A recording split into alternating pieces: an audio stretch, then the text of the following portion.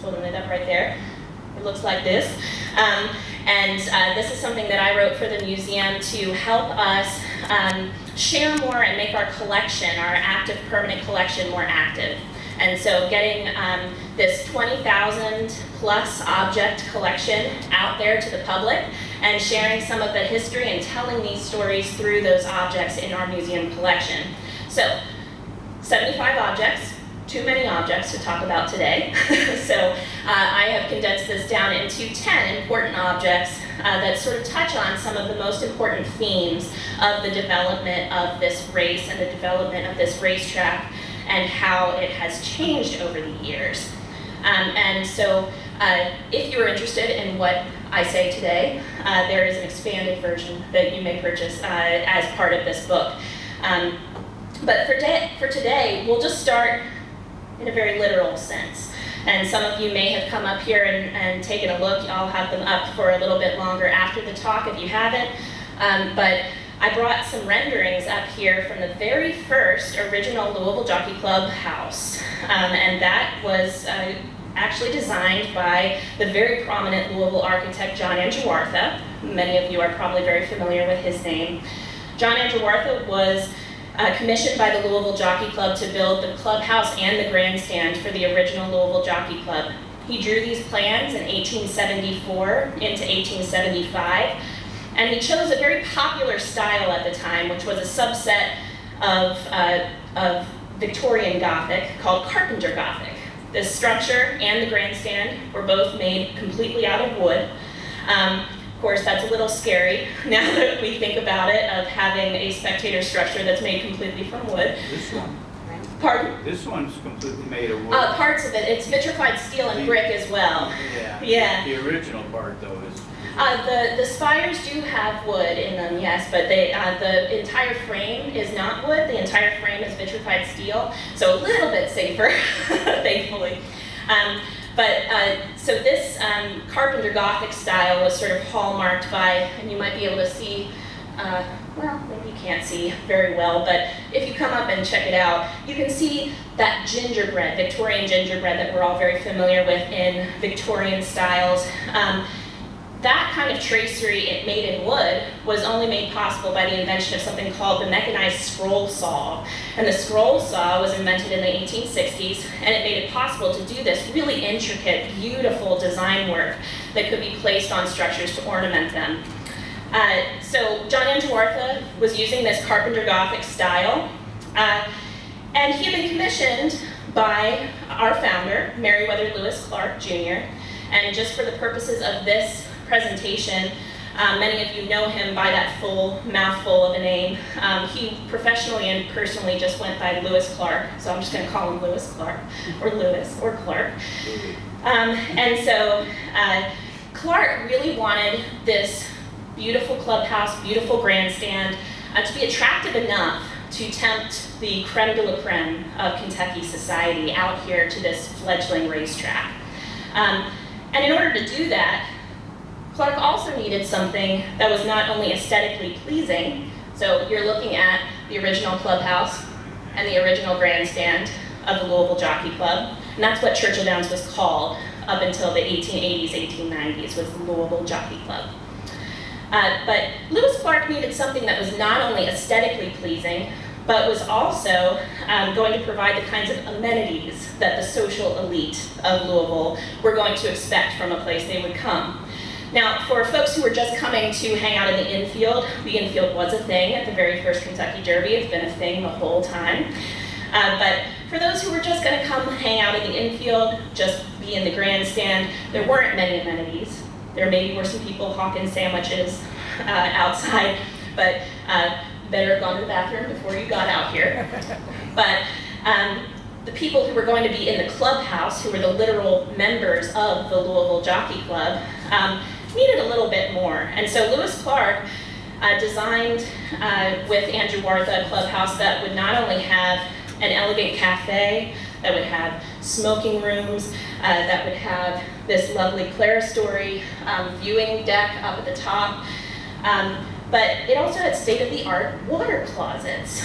So they had to have running water out there at the track. And so One really cool thing I love about the development of these early years at the Louisville Jockey Club is Lewis Clark had to lobby the city government to get Louisville Water to extend its water pipes out to the track.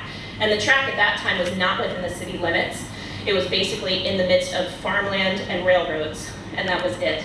And so he lobbied the government to have them extend water service out so we could have these functional bathroom facilities. But he also needed that water, of course, for proper care of all of these hundreds of horses that were going to be here at his track. And remember, none of the roads would have been paved at this point out here. None of the roads were paved, and you had a track that was, if it dried out, pretty dusty.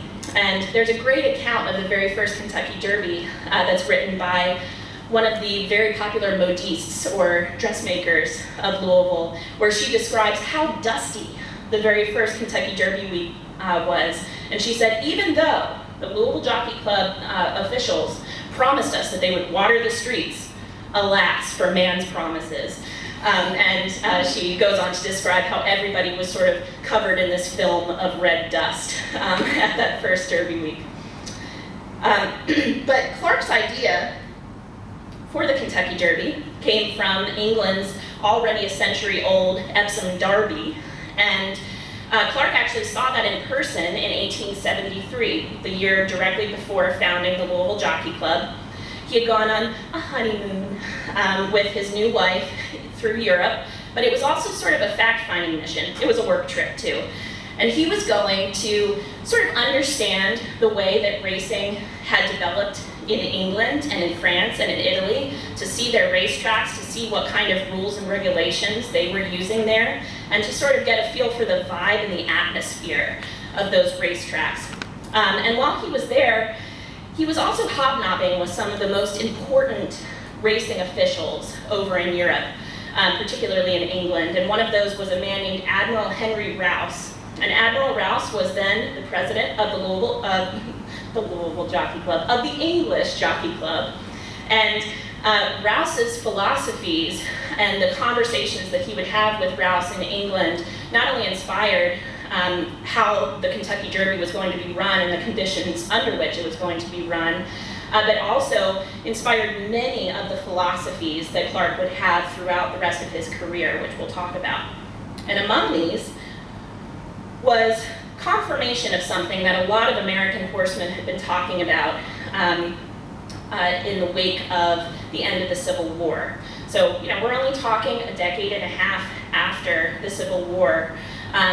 This is an incredible time in American history, and also a terrible time in American history, with lots of opportunities, but also lots of sorrow. And the American breeding industry in particular, and the Kentucky breeding industry especially, had been absolutely devastated by the Civil War. Horses were still incredibly important commodities for war at that time, and Kentucky thoroughbreds were known to be the strongest and the fastest horses. Ulysses S. Grant rode a Kentucky thoroughbred. People who were involved in war came to Kentucky to buy war horses. But of course, the casualties of Kentucky horses then were severe. And so the breeding industry had fallen on hard times. And one of the things that the trip to England convinced Clark of is that there was a higher purpose for creating a racetrack. It wasn't just about making money. It wasn't just about betting, although that was important and that was nice. It wasn't just about serving the social elite and giving them a place to do their own social climbing sport. It was a place that could save this important livestock commodity for the Commonwealth of Kentucky and allow the breeding industry to rebound, because the purpose of racing at this point, the philosophical purpose of racing at this point, was inextricably tied to breeding. And so the purpose of a racetrack was to improve the breed of thoroughbreds. The purpose was to measure the success of certain bloodlines. And when you read the entry ledger for the very first Kentucky Derby, which is what you're looking at here on the screen, and that's also up here on the table for you to look at after if you would like, it really reads like a who's who of breeders, Kentucky breeders at that time, who were all really eager to support this very worthy endeavor of getting their livelihoods back, getting their breed back on track, and to making this thing that had made Kentucky very famous in the nation, famous again. And even the very first Derby winner story has connections to the way that the Civil War affected the breeding industry. These ankle boots, which are on display downstairs in our Black Heritage and Racing exhibit that you can check out after this talk, these ankle boots were used as a training aid for Aristides. And Aristides was our very first Kentucky Derby winner in 1875. And these boots would have been used and handled by Aristides' trainer. And Aristides' trainer was a man named Ansel Williamson, who was a very, very talented black horseman who had seen firsthand the way that war affected the breeding industry. And during the war, when he was still enslaved as a trainer at the historic Woodburn Farm in Woodford County, which is near Midway, if you're familiar with that area. Ansel Williamson, the trainer of the very first Kentucky Derby, was the lead trainer there at Woodburn, and he single-handedly stopped a raid of soldiers from commandeering one of the greatest sires and racehorses in Kentucky history, whose name is, anybody know? Lexington. So Lexington, and we're looking at Lexington here. And this is a painting by Edward Troy. I'm sure you all are familiar with that artist's name. But Edward Troy did this celebratory portrait of Lexington and his care team. Ansel is the man right here on the tail end of the horse holding a saddle. And you can just see in the corner of this painting, you can see little riders in gray coats back in the background. Those are the raiders who were coming to get Lexington that Ansel foiled, which is very cool. And of course this painting also highlights another really essential part of early Derby history, early racing history in the United States, which of course is the essential contribution of black horsemen to the development of this important race, but also to the industry as a whole. And both Aristides' trainer, Ansel, and his jockey, Oliver Lewis, were both black, and nearly all the jockeys in that first Kentucky Derby were black. Just an incredible contribution. And one of the most famous and accomplished jockeys of the late 19th century, who is really still considered one of the greatest riders of all time, was Isaac Burns Murphy, another man who was born enslaved in Kentucky, and eventually rose to be the highest paid jockey in the United States, and a longtime record holder for the Kentucky Derby and for many other races in this country. And this object here is a very special piece that we also have on display downstairs. This is a silk purse that was awarded to the winners of the 1891 Kentucky Derby. As a side note, that's called the Funeral Procession Derby because it's the slowest derby on record. So they wrote about it as the funeral procession. But that does not diminish the incredible ride that the horse Kingman was given by Isaac Burns Murphy. And this purse, in it was found a fascinating receipt, and that receipt shows the amount that Kingman's owner, Kinsey Stone, promised to pay Isaac Murphy for his services in the Derby. And just as a side note, Isaac Murphy held the record for many years for winning 3 career Kentucky Derbies. And the history of the Kentucky Derby is filled with the story of incredible black jockeys, trainers, breeding experts even. This is William Walker.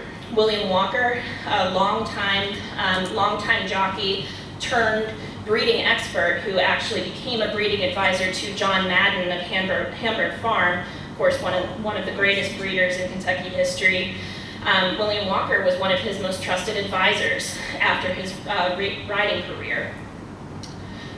In the 1890s, black riders were so ubiquitous that in fact you could collect memorabilia honoring them.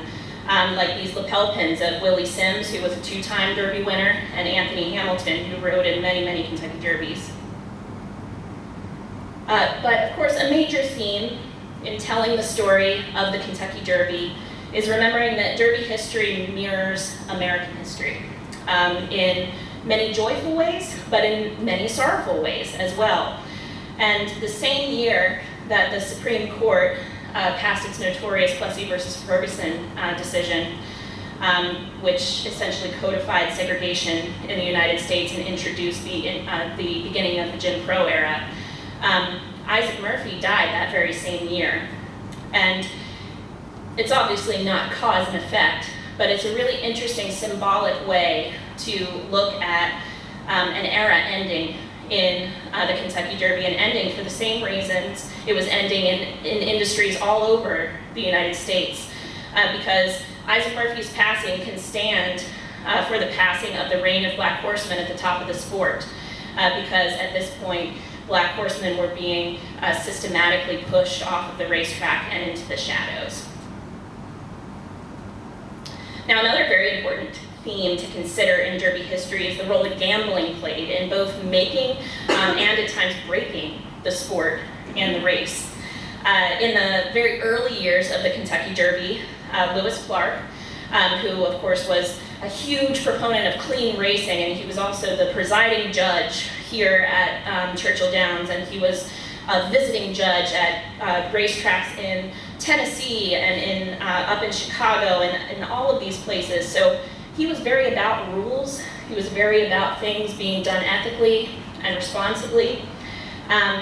So he didn't like bookmakers all that much, because there was a lot of fraud that went on with bookmaking. He believed most bookmakers were liars and cheats, and he believed that really the popularity of gambling, as it was really reaching a fever pitch in the 1880s and 1890s, was ruining the integrity of this sport that he loved so much. Because remember, his credo was racing is for the improvement of the breed of horses, not for gambling. And so he really disliked bookmakers. He had many very splashy public disagreements with bookmakers at many of the racetracks that he worked at. And he also had very public disagreements with a lot of major horse owners who wanted to still bet with bookmakers and refused to come back to the Louisville Jockey Club because Lewis Clark hated bookmakers so much. So Lewis Clark's sort of vendetta against the bookmakers really significantly damaged the Louisville Jockey Club's reputation and started to really diminish the number of entries that they received each year and the attendance of folks coming to the race each year. And many of you probably know this, by the mid-1890s, the racetrack went bankrupt. The Louisville Jockey Club was bankrupt. New owners came in and replaced Clark. They sought to make this clean slate for the track. So in 1894 and 1895, they engaged Joseph Valdez, who was a very young, very green draftsman at DX Murphy, to come in and conceive a new grandstand. They tore down the old grandstand. They eventually tore down the old clubhouse, but actually the superintendent of the track lived in that for about a decade after the new grandstand was put up. But they built the new grandstand, which of course is the grandstand you all are familiar with, that have those beautiful twin spires up on top. And this was supposed to symbolize a new beginning for this racetrack that was beginning to be called Churchill Downs. And the track struggled along. It continued to have money problems. Clark, this telegram that we're looking at here, is a telegram from one of the board members of the new administration at the Louisville Jockey Club, to who would become the new presiding judge at the racetrack to replace Lewis Clark. The very day after Lewis Clark committed a very sensational suicide in Memphis, Tennessee. So the founder of the Kentucky Derby was broke, was sad. He was actually separated and from his wife and estranged from his children. Very, very sad story. But that sort of sensational suicide was splashed all over the papers. That didn't do Churchill Downs any favors. And then this rising tide of reform movements, right, that were coming to combat this rising interest in gambling all over the country. All of these were making it really hard for the Louisville Jockey Club to keep going. But in fact, it was that good old chestnut, Lewis Clark's distaste for bookmaking, that ultimately had a role in helping save Churchill Downs, even after he was long dead. In the 1870s, he had brought home some newfangled machines from France called pari-mutuel machines. And these were very small, handheld machines made from wood, not like what we're going to be looking at here in a second. But the Louisville Jockey Club actually used pari-mutuel betting on and off in the early decades of the Kentucky Derby, but it never really caught on until in the early 1900s, when anti-gambling legislation was shuttering racetracks all over the United States. So Jerome Park, one of the most glittering, elegant New York racetracks, right there in the city with the social elite of the East Coast, that was closed. Belmont Park closed. Saratoga closed. All of these places that had sort of assumed the mantle of American racing couldn't operate because their governments had passed legislation that said you can't use any form of gambling at your track. Well, fortunately, Kentucky had a little loophole in their legislation that allowed pari-mutuel wagering, but barred all other forms of betting. So barred pool selling, barred bookmaking. And so consequently, Kentucky became one of the only places in the country that was running horse races, because they could still use these little dusty pari-mutuel machines that they drug out of the basement. And so they realized that this was an incredible benefit to them, because people who loved racing, who wanted to run their horses, now had to come to Kentucky. They had to come to Churchill Downs because that was one of the only places where they could race their horses. Churchill Downs also had another benefit in their president at the time. Their president at the time was the one-time Louisville mayor and also one-time owner of the Louisville Water Company, Charles Granger. And Charles Granger happened to also own a family-owned iron foundry, Granger and Company. And so Granger and Company set to work, and these are renderings of this. Granger set to work developing plans for state-of-the-art mechanized pari-mutuel machines for Churchill Downs, which they designed and produced between 1907 and 1912. And this is an example of one of those Granger pari-mutuel machines that we have in our collection. And just for scale, this is actually about a foot taller than me, so it's about 7 feet square.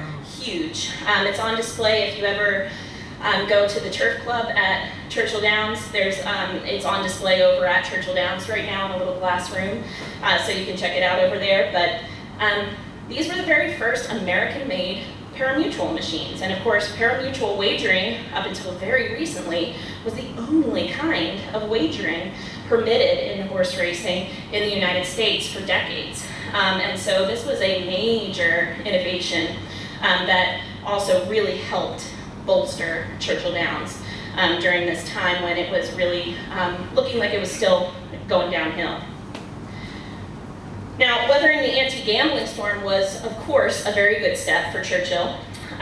But even by 1912, when they had installed all these beautiful Granger machines and people were really excited to, get their bet on, the race was still considered very small potatoes. We were still the old country cousin, But thankfully, in the next decade, there were a couple horses that came along that were not only incredible horses, but had incredible stories attached to them. And those stories helped propel the Derby into the national consciousness and sort of make good on what the pari-mutuel machines had started. And the first of those is a horse named Donerail, who, if I've talked to a couple of you about this already, Donerail is considered the longest shot to ever win the Kentucky Derby at 91-1. So his payout at 91 to 1 in 1913 would have been about $182 for a single bet. That was a fortune in 1913. Just an incredible thing. And another thing that really made Donerail special is that he wasn't just a Kentucky bred and trained horse, but he was a horse that had lots of Louisville connections. So his trainer, T.P. Hayes, did most of his training here in Louisville and did most of his racing here in Louisville. And his jockey, Roscoe Goose, actually grew up just down the street from here. His house is still standing. It has a lovely historic marker on it down there. But Roscoe Goose, who rode Donerail the longest shot, was another hometown boy, another hometown story. And so one of the things that I really love is in that scrapbook that I showed you in the last image, there was tucked this very cute little letter from one of the prominent clothiers here in Louisville at the time that said that they decorated an entire window in Donerail's colors in honor of his Derby win because Louisvillians were so excited about Roscoe Goose winning and T.P. Hayes winning. Now, in 1915, something else amazing happened. So as the Kentucky was embroiled, as the nation was embroiled in the debate about women's suffrage and women's rights, the first filly won the Kentucky Derby in 1915. Her name was Regret, and regrettably, she was named Regret because her prominent Eastern horseman owner, Harry Payne Whitney, was hoping she would be a colt, but she was not. She was a filly. But he later said that he regretted naming her Regret because, of course, she made him lots of money. But Regret and the participation of a very, very significant East Coast horse owner, which is where all the new money was. It was where all the old money was still. So Harry Payne Whitney and his family, the Whitneys, that really raised the public profile of the Kentucky Derby, that such a man came and said, I love this racetrack because it gave me Regret and her amazing story. And then with horses like Exterminator in 1918, who sort of became this war hero symbol during World War I. And then you had, even though it wasn't called this yet, the very first Triple Crown winner in 1919, Sir Barton. He and his amazing rivalries during that racing season continued to propel Churchill Downs into the consciousness of the United States. And Churchill Downs was approaching its 50th anniversary in much better shape than it expected. Certainly much better shape than it expected at the beginning of the 1900s. And to mark the occasion of the 50th anniversary, a man named Matt Wynn, I bet you know the name Matt Wynn, a man named Matt Wynn kicked up his really classic marketing genius to create one of the most indelible symbols of the Kentucky Derby, which is that Kentucky Derby Gold Cup. And what you're looking at here is a rendering by the artist who created that concept. His name was George Graff. He was a New York artist. And this is also up here if you want to check that out after the talk. But this beautiful, elegant trophy made quite a splash when it was introduced. It also made a splash because it was awarded to only the second female owner to win the Kentucky Derby. Her name was Rosa Hoots. Rosa Hoots was also the very first woman of Native American descent to win the Kentucky Derby. So a very historic derby for many reasons. Now I mentioned Matt Wynn. This is Matt Wynn, looking very dapper in his lovely suit and boater. He's widely considered to be the man who created the cultural experience of the Kentucky Derby. And really he did that by exploiting nostalgia, public memory, an unfortunate but true desire for many people to return to the antebellum era. So Matt Wynn was savvy. He knew how to market this race. And a lot of the ways he did that was by being a great storyteller, a great mythologizer. He courted journalists and reporters, eventually courted other media like radio and television, and tried to make sure that the Kentucky Derby was at the forefront of everyone's minds. And that sort of marketing idea of the Derby as this experience was something that was starting to be shared over the airwaves and through newspapers all over the country, and even starting to be internationally talked about. And his work earned him the name Mr. Derby. Mr. Derby, one of the great stories he loved to tell that we think is mostly true. But one of the stories he loved to tell is that he saw the very first Kentucky Derby, and he never missed one. And he saw that very first Kentucky Derby from atop his father's grocery cart in the infield.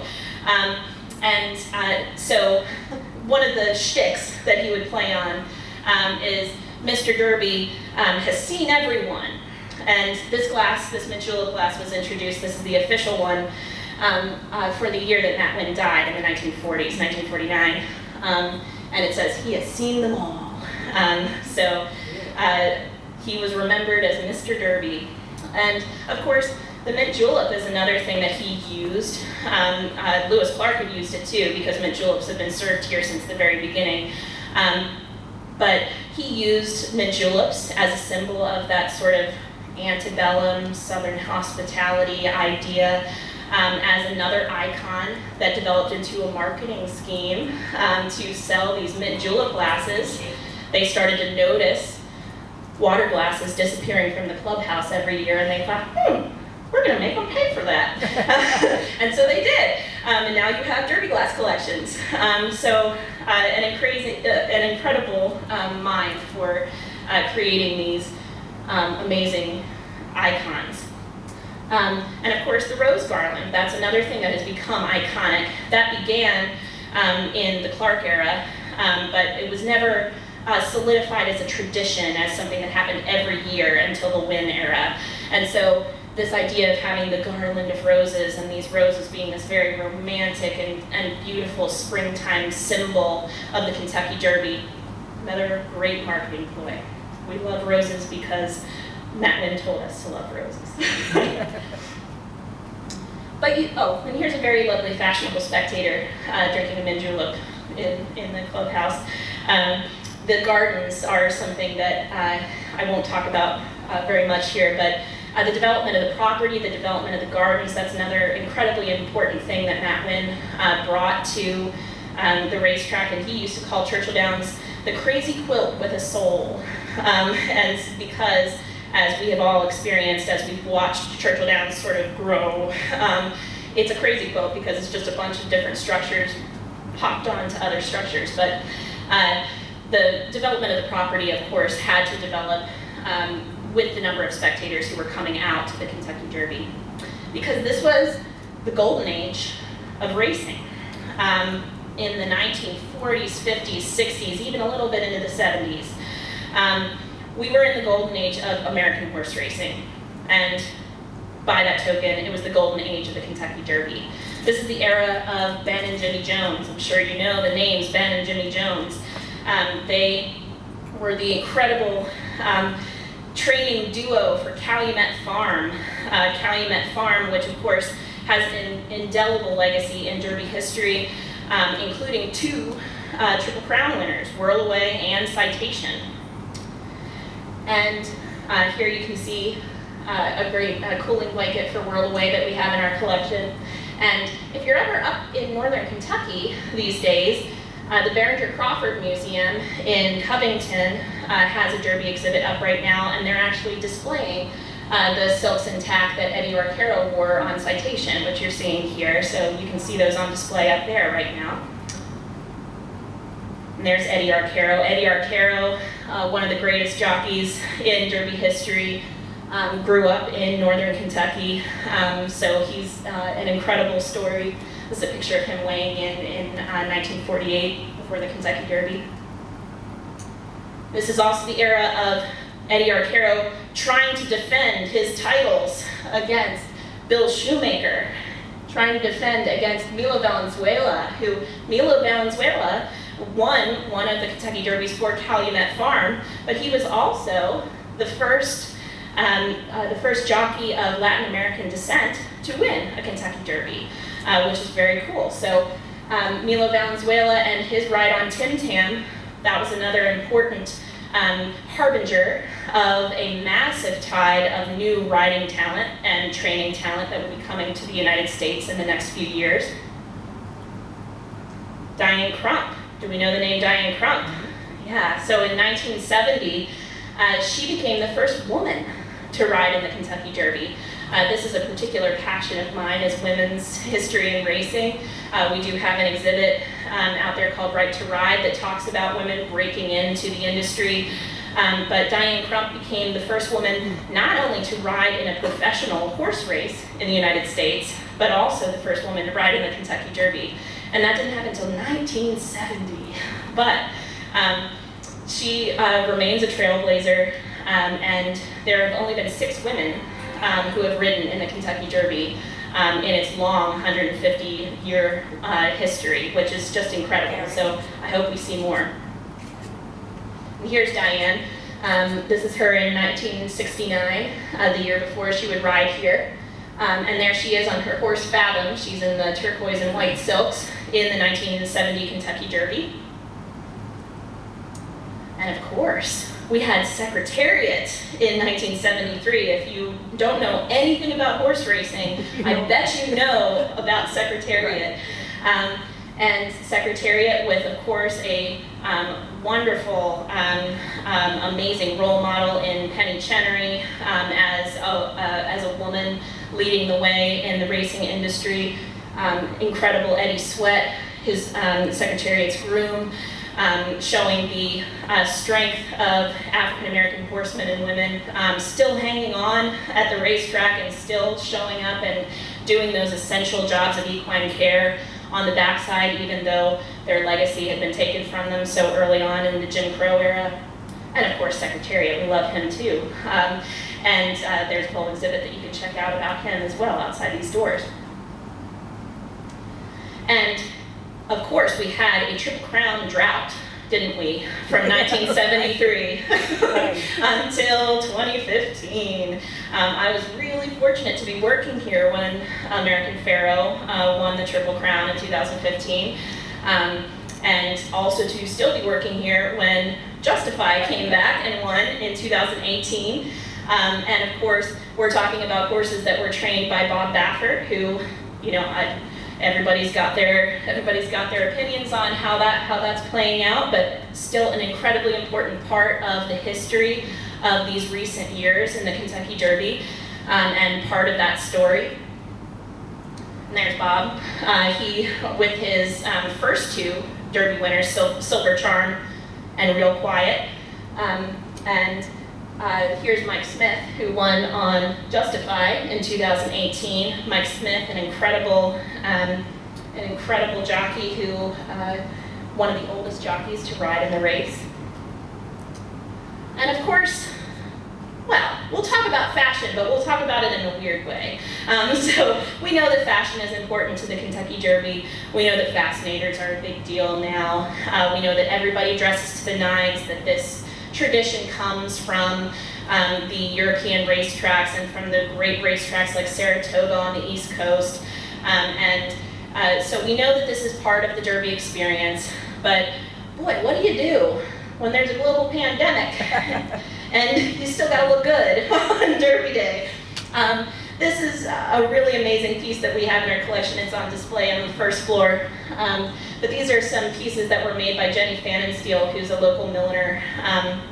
And she made these matching hat and mask sets for 2020 in hopes that they would be able to be worn to the racetrack. Of course, that was a historic year for many reasons. But it was also a historic year because we had the incredible protests happening outside of Churchill Downs that year, in the same year that we had the very first Black owners of a Derby contender for for decades. It was a really fascinating year, and of course one that had another Bob Baffert win as well. So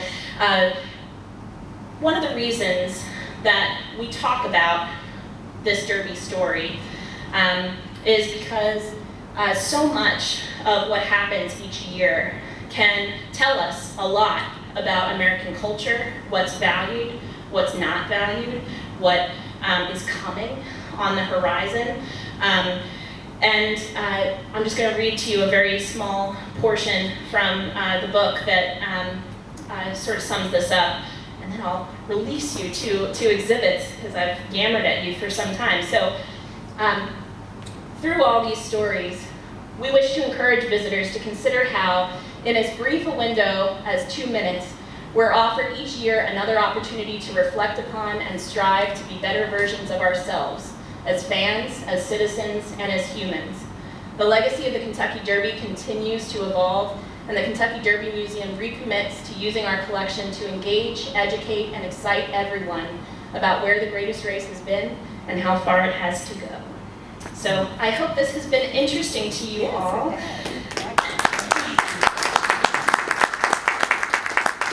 be very happy to answer any questions you may have.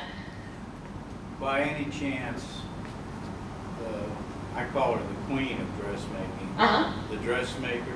Would that have been Madame Grunder? That's Madame Grunder. Yeah. You got it. You got it. Yeah, absolutely. She was a Spitfire. There's lots of stories there. She was a Spitfire. And I wondered also about the Madden family. If anyone's done a history on that family. And So he did, so Preston Madden did a not like for wide distribution, like family history.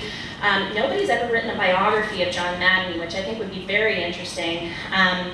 And then there's, of course, some books that have been written about Preston and Anita Madden and all that fun. So, I'm a musician. I used to play at her parties. Gotcha. Yeah. So really wild. And you mentioned Madame Grunder. So we will have a fashion exhibit that will be opening this summer in July. And it's going to span the entire history of the 150-year history. We're borrowing pieces from the Filson Historical Society, from the Kentucky Historical Society, from lots of private lenders, and then using our own collection. But it's going to be a really cool exhibit if you're interested in learning about Louisville fashion, Louisville makers. So definitely, check that out. When is it opening? Opens in July 10th. 10th. Yep. Yeah. When did the race go from 1.5 miles to 1.25 miles? Oh, I'd have to look at my notes. Because it started out as 1.5 miles. But it is interesting, isn't it? Yeah, especially considering that the Belmont, which is normally 1.5 miles, will be 1.25 miles this year. Okay, we'll do our Google search. Yeah. Sorry, I don't have that right on the top of my head. Yeah. An early question on the establishment of Churchill Town. Yeah. We go opposite. We run opposite Yes, the way we they do. do in Europe. What was that all about? So you all may be familiar with the name William Whitley and Sportsman's Hill, which was down near Crab Orchard. Crab Orchard had a spa. They were trying to be a lot like Saratoga, so they had a spa and they had a racetrack and a casino. But that was founded after William Whitley, who during the Revolutionary War era was one of the early settlers of Kentucky, he and his family.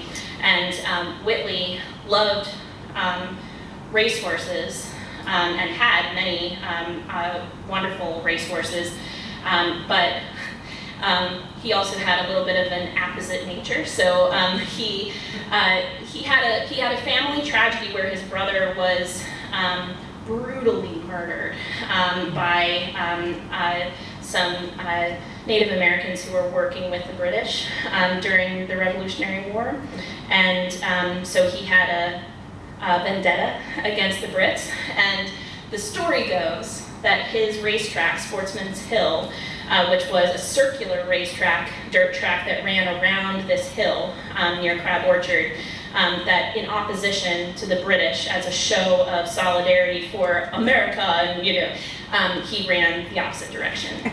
Yes. Correct. Any